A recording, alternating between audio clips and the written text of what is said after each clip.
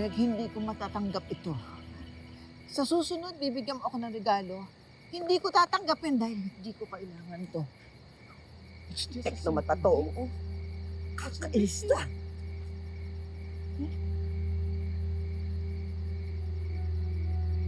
Pag tinanggap mo ito, para na rin akong pumapayag sa kung ano man ang gusto mong mangyari.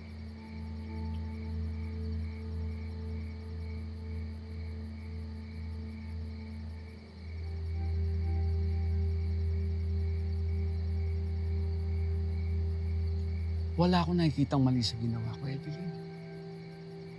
Buong buhay mo, nagtiis ka sa asawa mo, walang ibang binigay sa'yo, kundi sakit at sama ng loob. Gusto ko lang iparamdam sa'yo na you deserve more. You're a special woman, Evelyn. Gusto kong maintindihan mo yun. No. I won't take it. At bibigyan pa kita ng marami. I will give you everything you need. Everything you want. Lahat ng di nabigay ng asawa mo, ako ang magbibigay. Buang ka. I'm sorry. Pero ayoko, Greg. Malaking gulo ang gusto mong pasukin. Hindi ito magiging gulo. Kung isa-sikreto natin, gagawa natin ng paraan.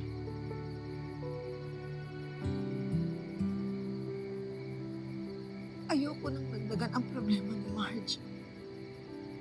Binigo ko na siya nung araw, Greg. Kaya ayoko na. Awat na, Greg. Tama na. Ala, may ginagawang milagro si Ma'am Evelyn. Sino kaya ang kasama? Sino lalaki kaya yun? Bakit?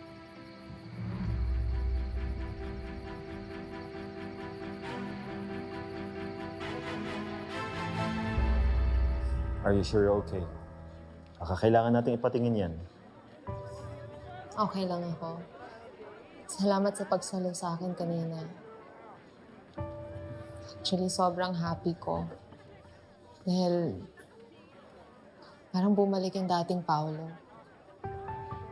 Yung lagi akong nililigtas. Yung lagi akong sinasalo kapag pakiramdam kong babagsak na ako. Sobrang na-miss ko yung Paolo yun. Sir Paulo, excuse me po. Gusto daw po kayo makausap ni Mr. Ang, chairman ng North Group, para ma-discuss daw po yung price points ng Menagerie Mama. Sorry, I have to go.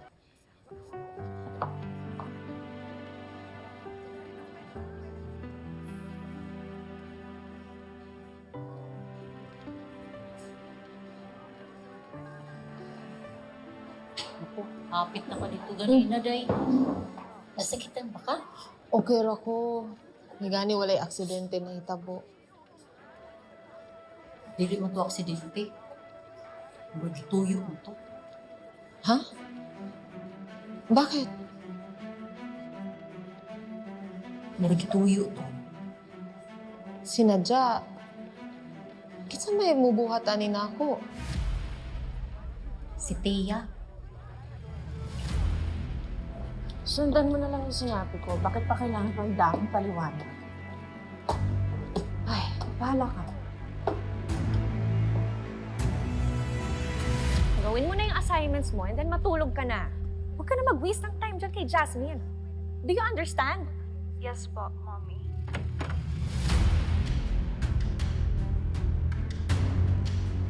Sige na.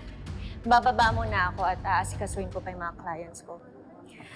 Biglang sumama yung simoy ng hangin dito. Hi, Marge. Did you come here to rest? After that embarrassing performance kanina? Mukhang kailangan mo munang mag-step out sa spotlight. Remember, yung bahay ang binibenta natin. Hindi yung paawa at pa-victim effect acting mo dyan. Diretsahin mo nga ako, Thea. Tinapunan mo ba ng wine yung sahig?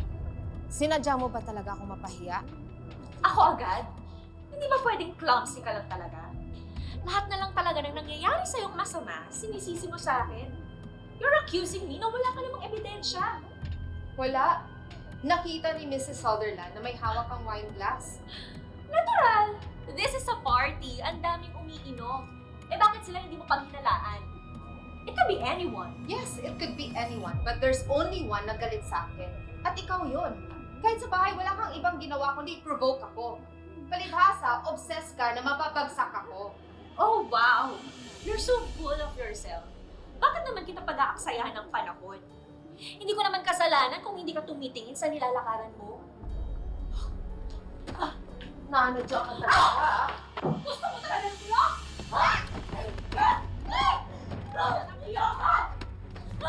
Kakalbuhin talaga kita ng kala ng piki mong buha!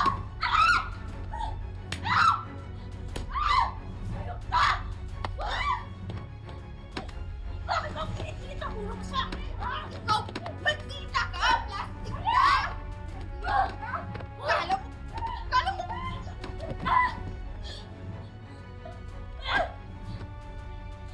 Ayan! May masmasan ka! At mapagpaglahat ng kayabangan dyan sa ulo mo!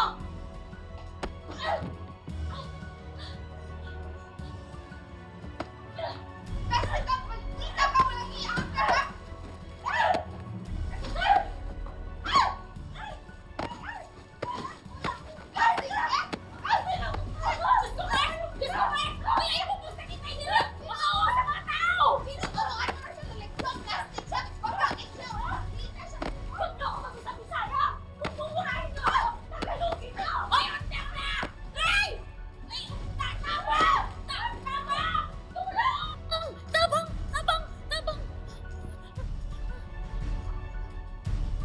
Yes, sir. The menagerie units are positioned as legacy properties. We- Excuse me. Paulo, kinahanglan mo ato ka nakarundayan sa kwarto. Ano po yan? Kailangan mo na umakit ngayon sa kwarto. Nag-aaway si Marz at saka si Thea.